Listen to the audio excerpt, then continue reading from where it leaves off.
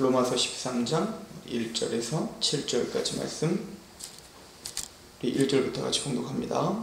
시작. 각 사람은 위에 있는 권세들에게 복종하라.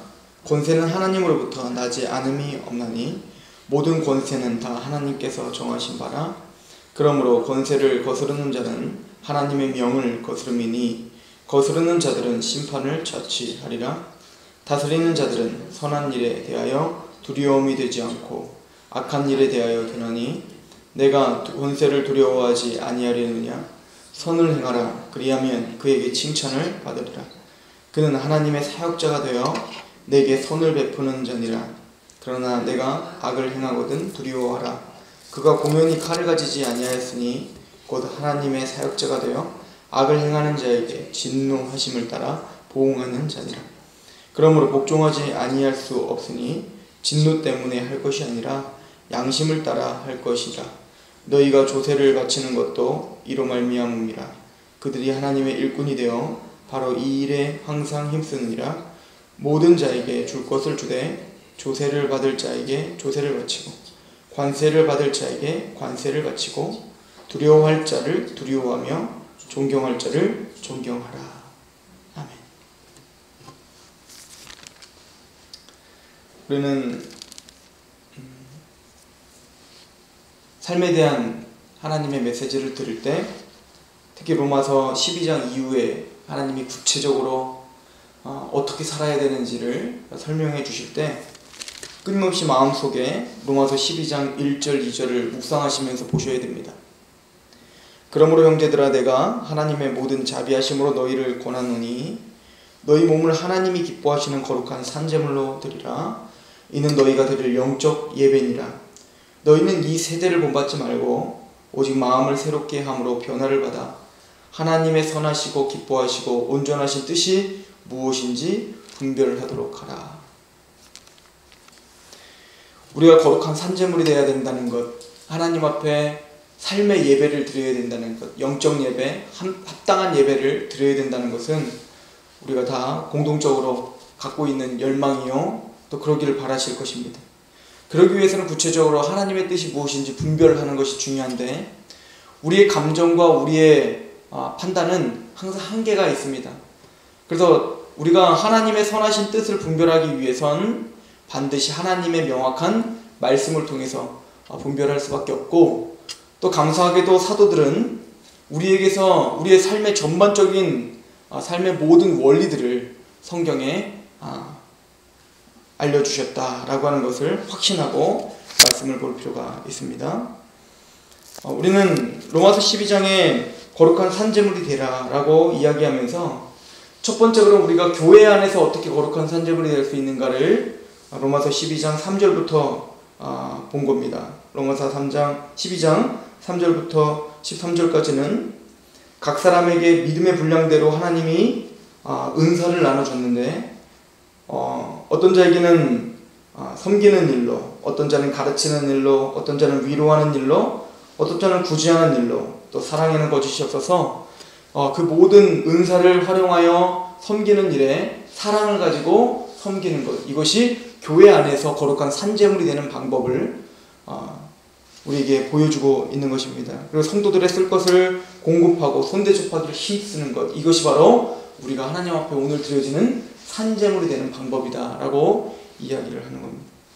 그리고는 14절부터는 교회 안에서 뿐만 아니라 교회 밖에서 우리를 박해하는 사람들, 우리를 핍박하는 사람들, 우리의 마음을 힘들게 하고 실질적인 육체를 힘들게 하는 사람들, 그런 사람들에 대한 태도도 구체적으로 설명해주고 있죠. 그 사람들은 때로는 가족이 될 수도 있고 또 때로는 직장 동료가 될 수도 있지만 그게 어떤 사람일지라도 원리는 똑같다는 거야. 우리를 힘들게 하는 사람들에 대하여 축복하라는 겁니다. 악을 악으로 갚지 말고 악을 선으로 갚아라. 그럼 반드시 믿음의 승리, 그 선이 이기는 것을 반드시 너희는 목도하게 될 것이다 라고 하나님은 우리에게 거룩한 산제물로 드리는 방법을 말씀해주고 계시는 겁니다. 그리고 오늘 본문 13장 1절부터 7절은 국가에 대한 거룩한 산제물로서의 삶이 무엇인지를 보여주고 있는 겁니다. 우리가 믿음이라고 할 때 우리는 너무 협소하게 생각하는 경향이 있죠. 믿음하면 먼저 교회 안에서의 일들이 믿음이라고 생각을 하지만, 우리가 믿음의 균형이 잡히기 위해선 바로 성경이 바라보고 있는 시각까지 같이 바라봐야 되는 거죠. 우리가 믿음이 가정에까지 그 영향력이 끼쳐져야 된다. 또 그 믿음이 나를 박해하고 있는 그 사람에게까지 그 영향력이 끼쳐져야 된다. 더 나아가서 우리의 믿음은 국가에 대한 태도에 대해서도 우리의 믿음이 영향력이 끼쳐져야 된다라고 하는 것이고요. 이 말씀은 무슨 국가까지나 가. 우리가 무슨 지금 내 삶도 지금 힘들어 죽겠는데 무슨 국가까지 내가 뭘 하나님의 뜻을 알아 라고 할 수 없을 만큼 실제적이고, 우리에게 오늘도 하나님의 말씀에 순종하느냐 불순종하느냐의 갈림길에 오늘도 노출되어 있는 것이기 때문에 우리가 조심해야 되는 것입니다. 그래서 각 사람은 위에 있는 권세자들에게 복종하라 라고 말을 하고 있습니다. 대통령들, 장관들, 또 우리 지자체 어떤 그 지도자들에 대해서 저 사람들은 우리가 투표를 해서, 사람들이 투표를 해서 세웠지만 하나님께서 뽑으셨다라고 우리는 여겨야 된다는 거예요. 그게 순종이요, 그게 예배자의 태도라는 것입니다.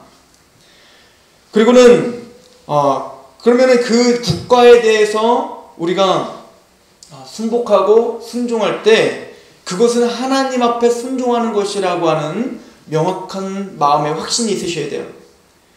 자, 우리 2절을 한번 보세요. 13장 1절부터 보면, 각 사람은 위에 있는 권세자들에게 복종하라. 권세는 하나님으로부터 나지 않음이 없나니 모든 권세는 다 하나님께서 정하신 것이다. 이 말씀이 사실이라면 우리는 오늘 보여지고 있는 그 정치가들, 지도자들, 그 사람들이 바로 하나님이 나의 윗 질서로 세워주셨다라고 확신해야 된다는 것이죠.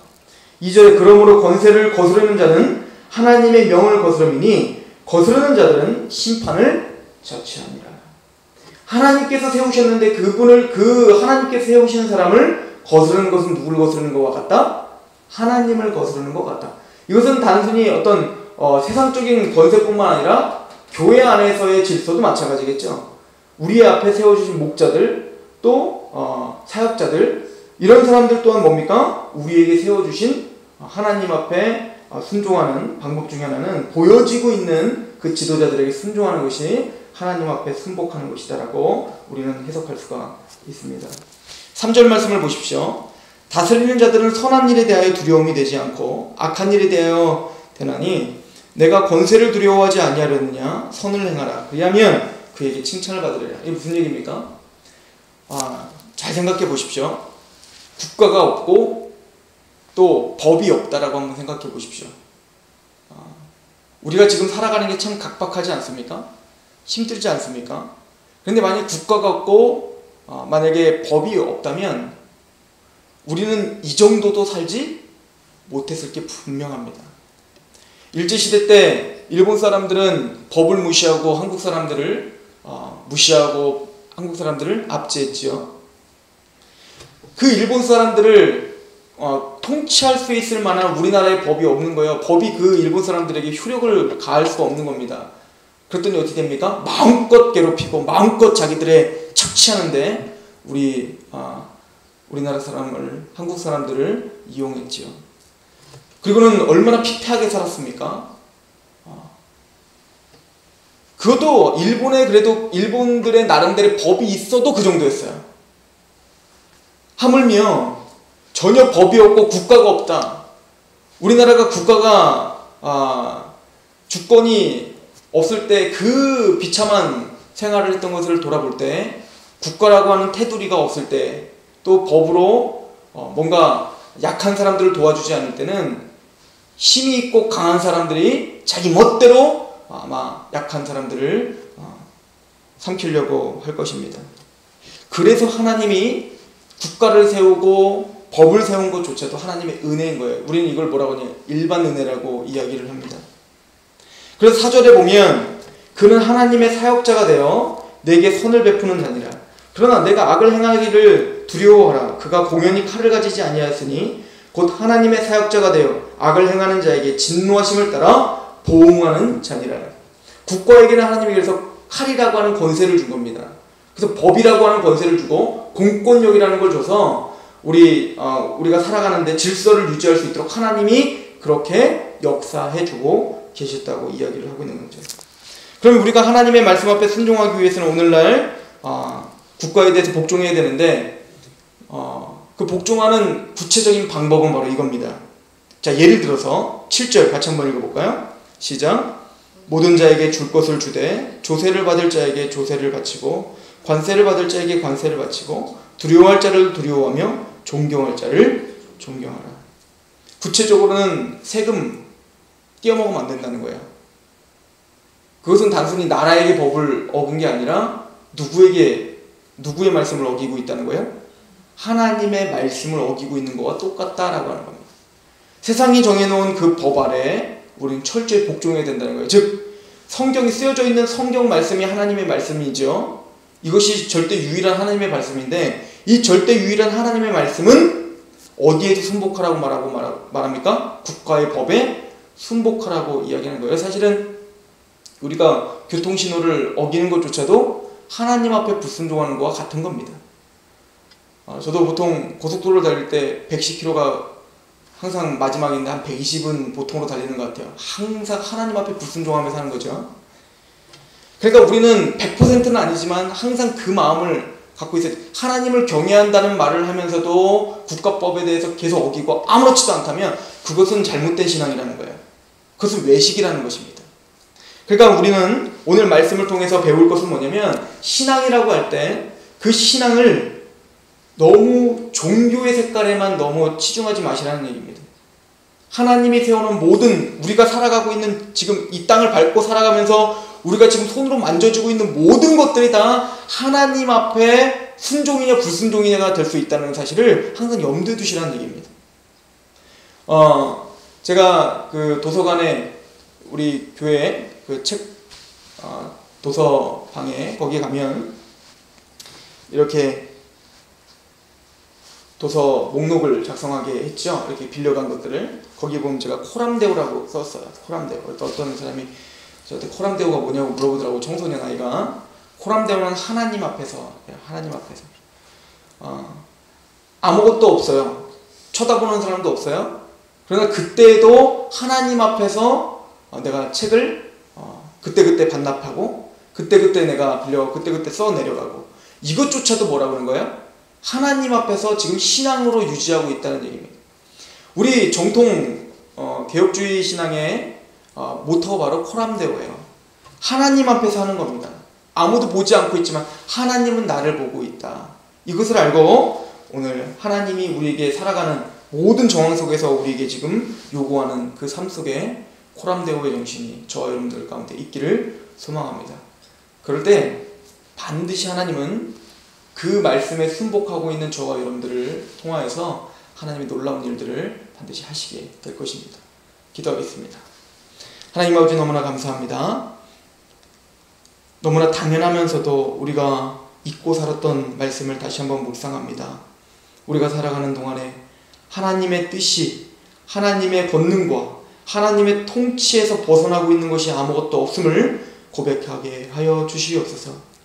너무나도 많이 교회 안에서의 신앙과 교회 밖에서의 신앙이 다른 우리의 모습을 용서하여 주시고 교회 안과 교회 밖에서의 모든 신앙 또 국가에 대한 우리의 태도 지도자들에 대한 우리의 태도들이 하나님 아버지 앞에 겸허해질 수 있도록 인도하여 주시옵소서. 그들의 인격을 존경하는 것이 아니라 또 그들이 우리에게 어떤 유익을 줘서 존경하는 것이 아니라 하나님 아버지께서 명령하셨기에 오늘도 존경하며 살아갈 수 있는 신앙을 우리에게 허락하여 주시옵소서.